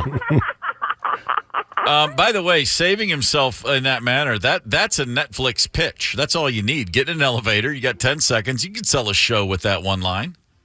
Yeah, right. Yeah, I probably could, but they all, for me, I'm so rural. I'm like very Minnesota, Wisconsin, right? My parents, they always say, "Oh, nobody will get it," and then you see it, Fargo. Look how good Fargo did, and then it became a sensation as far as the TV show goes. So I'm all for selling a show about the Northwoods.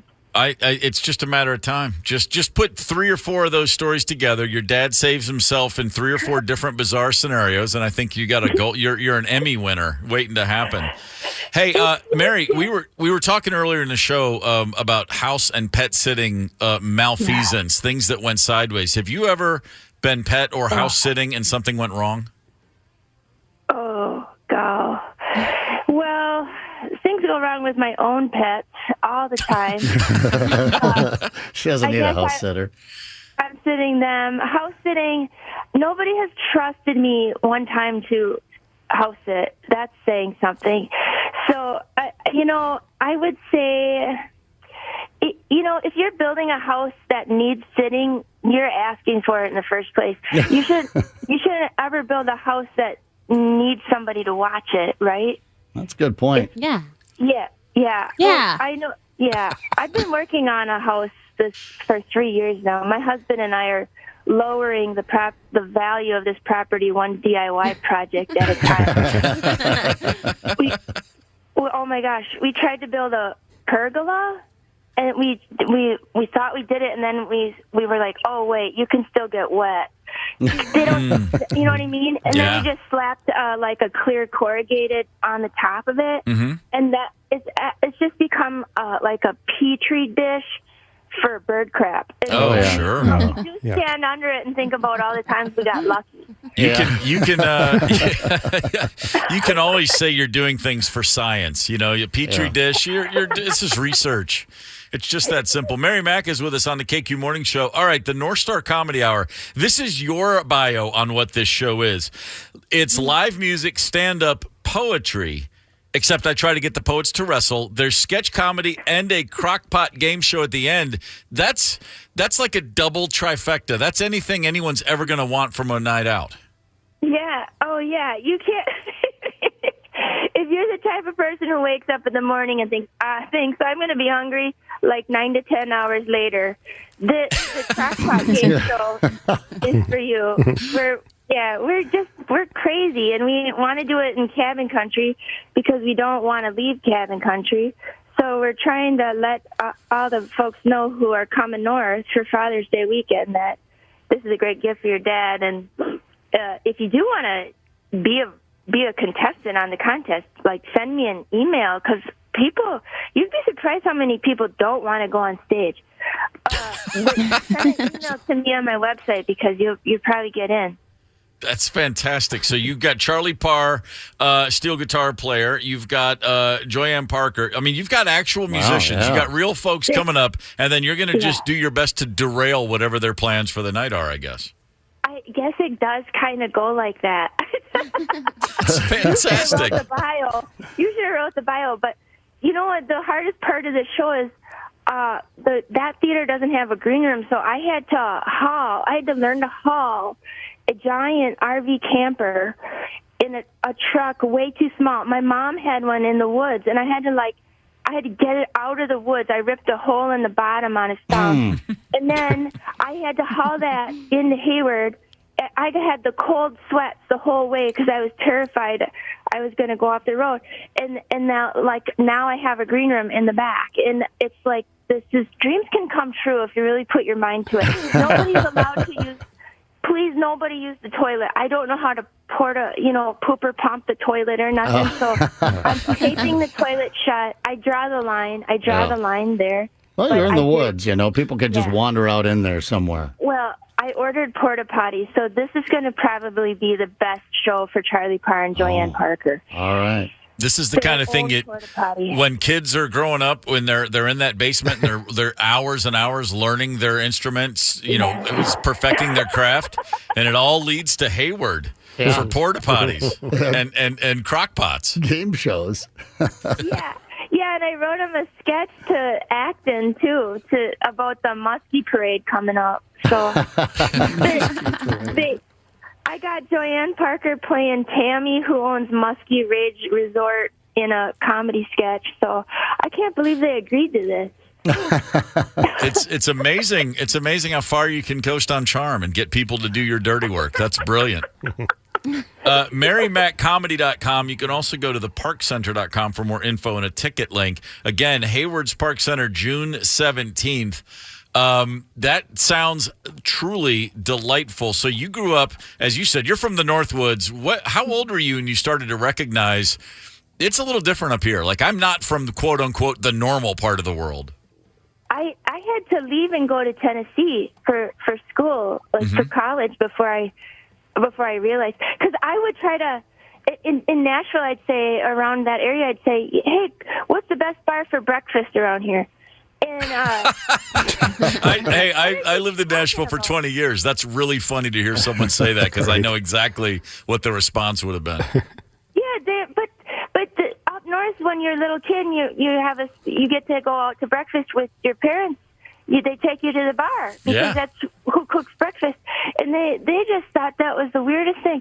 And so I guess it took me till college, and I had a polka band in Nashville, and to my great shock, all the people I tried to get to play in my band didn't know what polka was, and so I was like, "How did you guys make it through high school if you didn't know it?" Because that's like $50 gig at a time, right? To play polka, you can get yourself a pair of new shoes. So that was like eye-opening. Yeah, I'm trying to think if I was ever aware of the burgeoning polka scene in Nashville, Tennessee. I can't say it ever hit my radar. No, there was one lady who won the won the Grammy for polka, and then there was us. So nobody could we got a lot of work. I think that's why they had polka families, right? They just couldn't. If you were in the family, you had to learn an instrument because you couldn't. You can't run away from your family. So they have all the true. a lot of polka families out there. Yeah. Oh yeah, Pulaski, Wisconsin. They brag that everybody's in a polka band. So it's dangerous to go. You could get shot. How long were you in Tennessee? I was there about 5 years, and I came back in the summers because it got too hot, so I'd come back for a couple months in the summer, and one summer I sold strawberries on the side of the road in Hayward, Wisconsin. So this is coming full circle now. But I really liked it. They didn't understand my dialect a lot of times, but Nashville's changed. It used to be everything was free outside, and my rent. I split a 2-bedroom apartment for $365, and I split that, and I still had trouble. Yeah, right. Of course. But yeah, that same apartment now in Nashville is over $2,000. I'm not surprised to hear it. Life in a boom town, it gets old pretty quick for sure.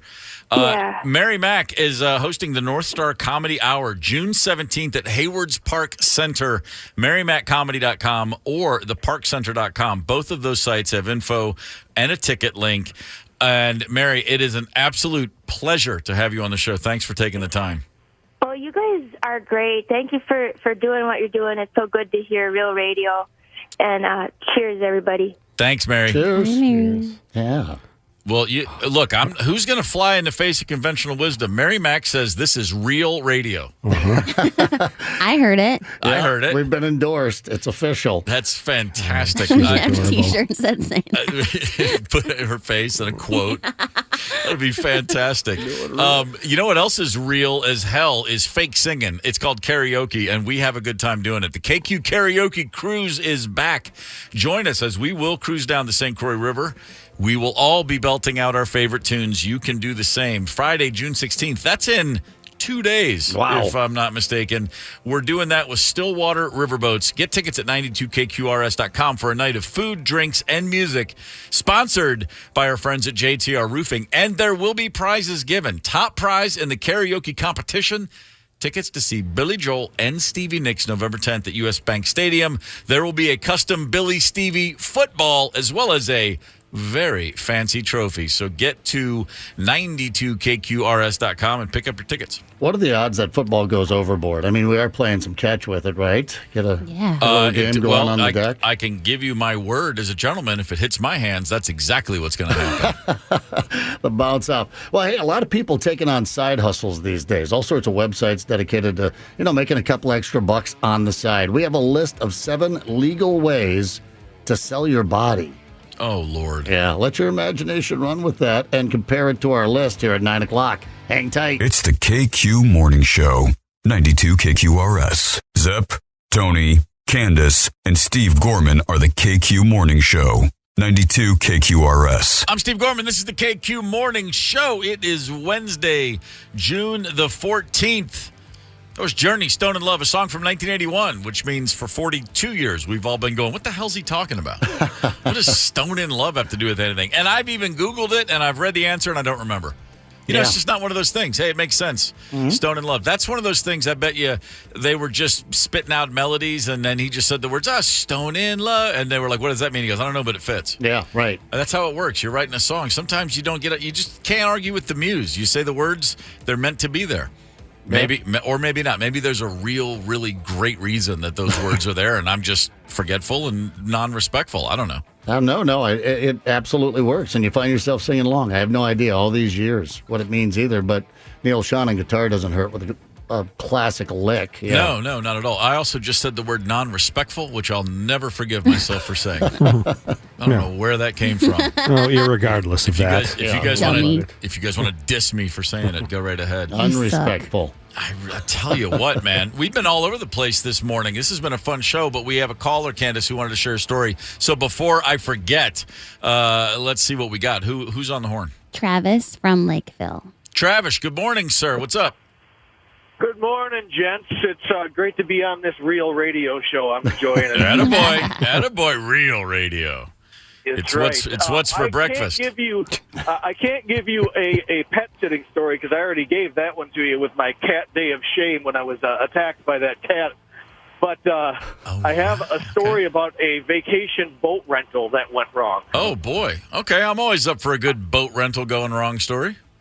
Yeah, I mean, I could throw my wife, Mrs. Travis, in Lakeville under the bus. She was supposed to watch somebody's fish and cat for a week, and the fish learned to float while she was gone, but I won't tell that.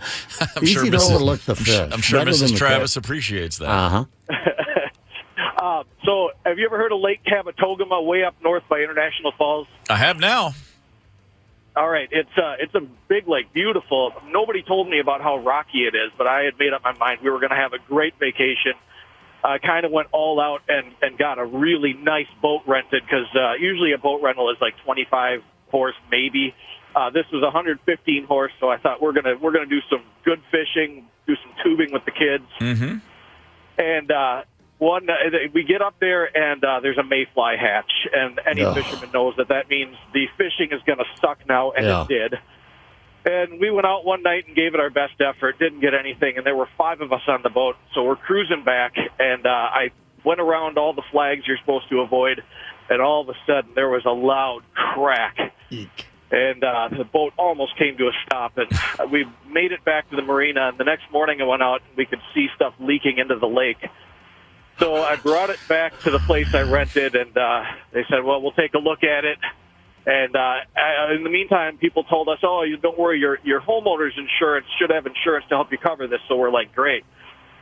Come to find out, no homeowner's insurance will help with anything like that. Yeah. And they didn't offer any additional insurance. So on top of this wonderful vacation, we got a bill for over $8,000. Oh, what that was it? The boat was totaled? I suppose you just crushed the hull. Well, it twisted, it warped the transom, so they were able to fix it, I guess, but it's an expensive fix. Yeah. Yeah, that homeowner's thing. I did that out on the St. Croix at the Wolf Marine up there, just on the north side on town, and crushed up a boat. That's how I found out. Mine was $2,000. I'm feeling better about that today. It could have been a hell of a lot more expensive. I'd trade you for that for sure. We call that vacation the vacation where we bought a boat. Yeah, no kidding. That's rough. Well, it's funny you just because I have a new punk band called Warp the Transom, so that's an amazing coincidence. Hey, thank you for the call, brother. Sorry that thing went so. Name patented. Okay, all right. We'll talk trademark. We'll talk rights. Okay. Appreciate Great, the call. Thank you. Right. See that? What did we say earlier? There was a study that said the best part of a vacation is planning the vacation. The anticipation oftentimes trumps or betters the actual experience because you're not getting sand out of, crevices in your body, and you're not warping the transom of a rental boat. Yeah, I don't want to warp the transom. I've never even heard of that before. But yeah, it's that's the thing with vacation, though, isn't it? I mean, you plan this perfect vacation. It's like a combat situation. Then there's the fog of vacation. It all goes. You just got to be willing to throw your plan out the window, I guess. You got $8,000 all of a sudden you're on the hook for, and then you're thinking, well, that didn't go well. Where am I going to come up with $8,000? And to something you mentioned earlier, Zepp, there's a lot of ways you can sell your body for $8,000. And I'm not talking about lying down the Vegas way. Yeah. Prostitution is illegal in everywhere but Nevada, so let's not go down that road. But if you are desperate for money, let's say you've warped the transom and you need $8,000. Interesting list of ways you can sell your body, in a manner of speaking. One is, of course, blood and blood plasma. You can sell plasma. Now, you donate blood, but plasma, which is a little bit different, that makes up 50% of your blood. It's the liquid part. It's actually yellow, but you can actually sell that. They will draw your blood, then separate the red blood cells from the plasma, and then the red stuff, you get it back inside. They pump it right back into you. But for the plasma itself, you can get about $35 per donation, and you can do it three times a week, every other day. Oh, yeah, you can just keep hammering it because they put the red blood cells back in you, so you get a bit more often than blood. And it's a supply-demand thing, too. You kind of want to check it like you might check your stocks. Sure, it's just what... but it's a way. We've all found ourselves, digging through the couch looking for a quarter, and here's $35 the kind of easy way. You can also donate blood platelets by complicated... there are cancer treatments that kill off blood cells, and so the patients have to get transfusions to build up their blood cell count. Platelets are 5 times more effective than regular blood. Now, you can get $50 for donating blood platelets, but this is only every couple of weeks, so it's not as often. But, hey, $50 a shot, not bad. Right. Going to a great cause. It is going to a great cause. My oldest brother, Bob, has been donating blood, like at the Red Cross, for years. I mean, started in... early 70s probably, and every time he does, he updates it, and he's literally gallons. I mean, he's got a gallon count by the pint or by the quart or whatever the hell it is, but it's astounding. I'm like, he has a goal. He's always like, I wanted to get to X amount of gallons of blood donated. I've done it a handful of times, but I always say, every time I see his update, I'm like, I got to do that a little more regularly, and it just escapes me. I want to do it. They have to park the truck outside in the lot one of those days, because they'll take it around to different big businesses' lots. Like 3M has the big lot over there, so they'll park it there, and the employees will run out and get their cookie and their OJ and give blood. Because I always say, like you, I'm going to give some blood. That's a good thing to do, and, maybe tomorrow. Maybe tomorrow. Here's one that I don't think either one of us can pursue, but it's true, and I didn't know this. There's a website called onlythebreast.com where you can buy and sell breast milk. All right. No, I'm not lactating currently. There was it's in the past for me. I mean, there was a time, sure. But there was one section that was offering 300 ounces of breast milk for $100. Oh, yeah? It's not legal everywhere. Apparently, the CDC doesn't dig this. They go out of their way to try to keep people from doing this. If you're actually thinking of selling breast milk or buying it, it says do your homework first. I've never heard of this. I don't know what. I mean, my first thought is not that somebody's, I don't like formula and I can't produce breast milk, so I'm going to buy someone else's. I just think this is a kink. This is just some weird dudes out there, like, I don't remember breast milk, so I want to relive the early days of my life. You have to bring in a recent birth certificate or the kid with you or something. I suppose if you're doing it says only thebreast.com, so you can do it online. And yeah, you're right.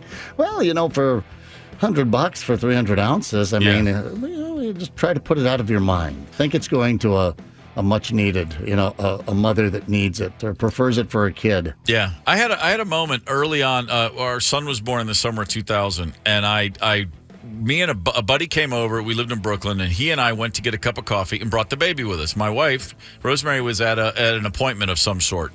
And so we took the baby down to this coffee shop, and we're sitting there having a cup of coffee.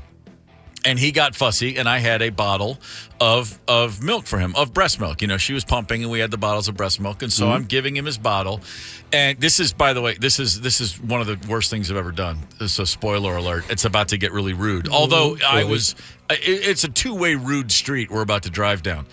As I'm giving him his bottle, a woman who's just in there getting her oat milk latte or whatever it was at the time, and she's what we used to call crunchy, super hippie lady, urban hippie in Brooklyn, older than me. This is a white woman but with gray dreadlocks and all of the accoutrement, and she smelled like a deadhead walking by. The patchouli was raging, and she looks at me down her nose, literally and figuratively, and she goes, "It's a shame, breast milk is so much better."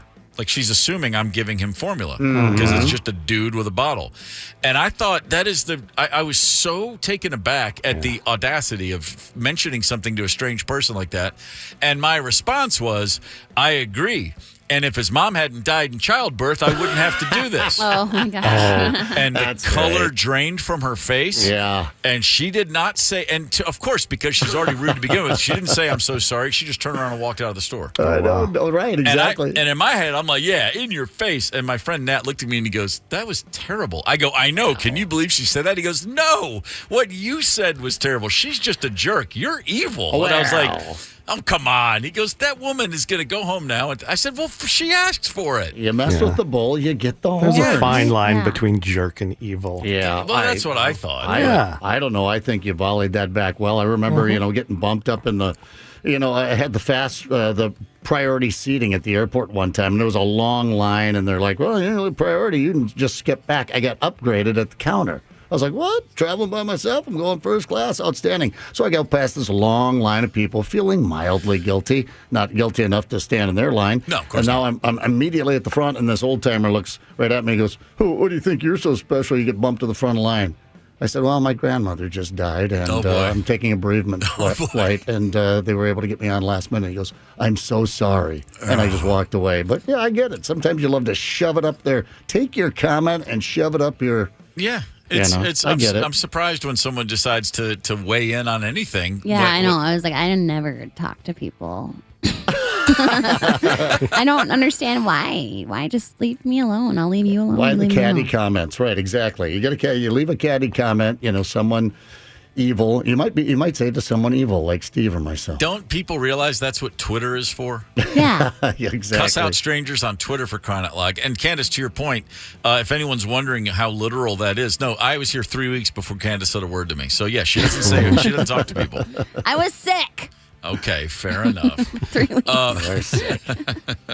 Back to selling body parts or body fluids or things you can do to make a little bit of money. There are clinical trials that you can take. You can actually make some pretty good money if you're interested in being a human guinea pig. Sometimes it's just rubbing some lotion on your arm to see if you react to it. That's a nice, easy-going one. But if you're willing to pop pills without understanding exactly what they're putting into your body, there are people that offer thousands of dollars to watch you do that.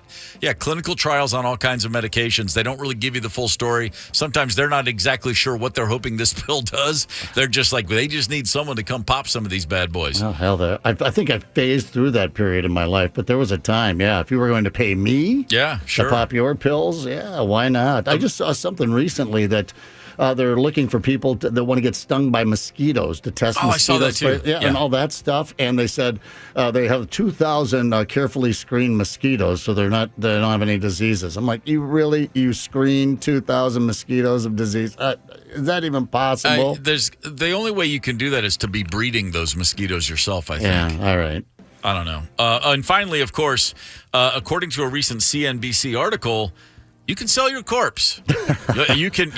I mean, you're not going to know, but once you're gone, anywhere from $10,000 to $100,000. Yeah. They always say, "Donate my body to science." Man, you can get 100 large, depending on how you died, and of course what they plan to do with your body, how they're going to divvy up the body parts. But there is money in death. If it's just something worth looking into. Yeah, I suppose if I don't leave any money behind, kids, go ahead and just sell the corpse and cash it out. Don't forget to throw me out of that plane into the mountains, however. Thank you for saying that. I was going to say, as a quick off-ramp, my favorite thing I've ever heard you say is, well, when I'm gone, I just want them to throw my body out of an airplane over the Rocky Mountains. That's the coolest way to dispose of a Zepp I've ever heard of. We'll see. It remains to be seen if it ever happens. All right, sports and music history. I love it. Coming up here around 9:30. Hang tight. It's the KQ Morning Show. 92 KQRS. I'm Steve Gorman. This is the KQ Morning Show, Wednesday, June the 14th. We just mentioned a few minutes ago a list of things you could do if you were looking to grab a little extra money on the side, selling body fluids, body parts, taking tests, clinical trials, all sorts of things you can do. And I mentioned at the end, you can actually sell your corpse. There is a company called the Anatomical Gift Association of Illinois. Okay, Anatomical Gift, it's pretty much exactly what you think it is. And there's a guy who works there named Dale Wheatley, and he performs deliveries, again, for the Anatomical Gift Association of Illinois. A couple weeks ago, he walked into work, and he found in his office some sage burning. Mm-hmm. People burn sage to cleanse a room or to purify a space, if you will. That's what I associate that with.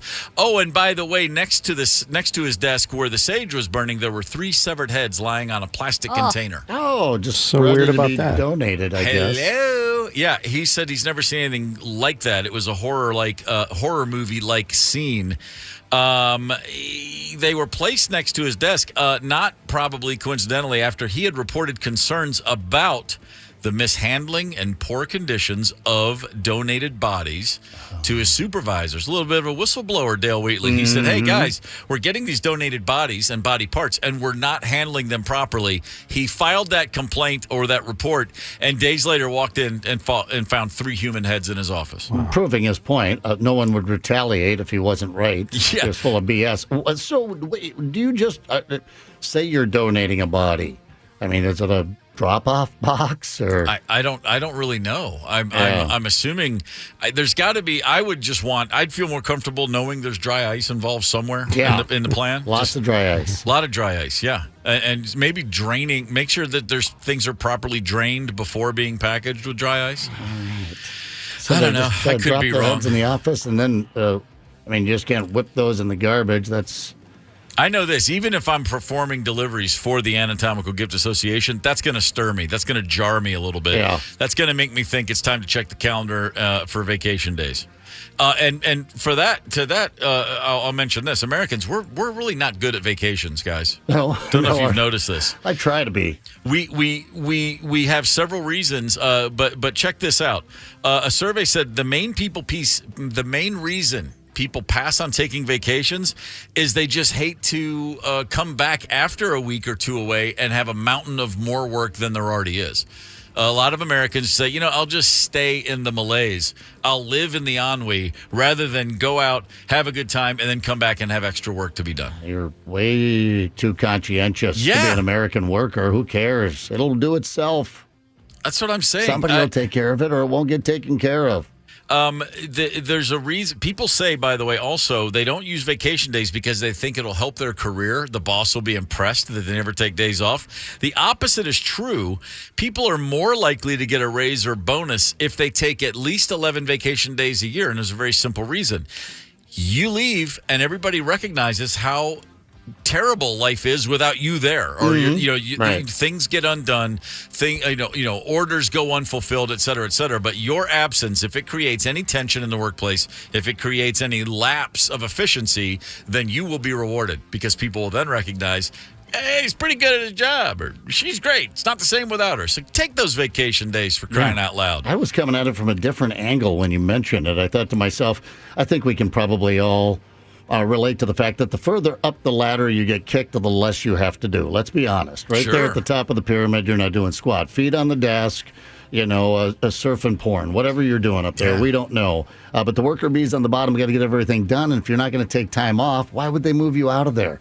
They need you there to do the worker bee stuff, and you're the sucker on the job that won't take the time off and does all the heavy lifting. The person that's always taking time off, you just throw him or her in management. They're not doing half of what they need to do anyway. I don't know. Maybe I'm backwards on that. Any chance you get to thumb your nose at the man, I'm all for it, man. Just rage away over there. Here's my thumb. Here's my nose. There it is. All right. You know what? Why don't we look back? It is June the 14th. On this day in 1998, Michael Jordan took and hit what we thought was going to be the final shot of his illustrious career. The Chicago Bulls beat the Utah Jazz to win their 6th NBA championship of the 90s. It was the second three-peat for Jordan. And just to put it back in context, they win the 98 title. The league goes on strike to start the 99 season. Before they finally finish the strike, Jordan, late in the game, announces he has retired. He will be finished. He did come back a few years later with the Wizards, I know, but for all intents and purposes, the Michael Jordan of the Chicago Bulls that we love to look back and remember, it ended on this day. The shot over Brian Russell of the Utah Jazz. Remember, Michael Jordan has the ball in his hand. There's 10 seconds on the clock. It's a tie game in Game 6 of the 98 NBA Finals. He makes a move into the lane, throws Brian Russell off of him, and then hits that shot. And then he holds the pose. He lands, and he holds that right hand up with the wrist crocked like the way after you've taken a shot, and he freezes there for a full second, which feels like 10 seconds, before running back on defense. 5 seconds, the Jazz get a shot. It doesn't miss. The Bulls are champions. A year earlier, there was the exact same situation. Bulls, Jazz, Game 6 of the NBA Finals. Jordan with the ball late.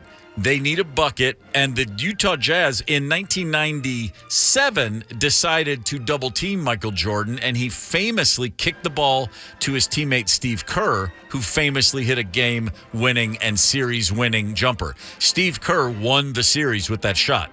A year later, in the exact same situation with the exact same two teams, the Jazz decided we're not going to double-team Michael Jordan. We're going to let Brian Russell take him one-on-one. And, of course, Jordan made short work of Russell. The lesson, as always, you just can't beat Mike Jordan. That's it. When the ring is on the table, it's going to leave on his hand. Make no mistake about it. An incredible moment. And I remember watching in real time as he held that pose. I said right then he's going to retire. He knows exactly what he's doing. That's the end. I and 9 or 10 million other people had the same thought. We all did, but that was what it was like watching Jordan in real time. On this day in 2002, the United States men's team in the World Cup in Japan and South Korea, they co-hosted it. They beat Mexico to get to the quarterfinals of the World Cup, which is an astounding result. I was watching that game. I was cheering. It was 3 a.m. in the Gorman household. I was wide awake for the game, also conveniently holding my 4-day-old little baby daughter, and her mom, my wife, thought, oh, you are such a great dad. You got up every night with the baby, and you made sure she wouldn't wake me up. And my wife had no idea that I was getting up every night anyway because I was watching the World Cup like a dork. The poser? Yeah. So, but, hey, thanks, Marley. You made me look like a great guy there for a little while. The KQ Morning Show, 92 KQRS.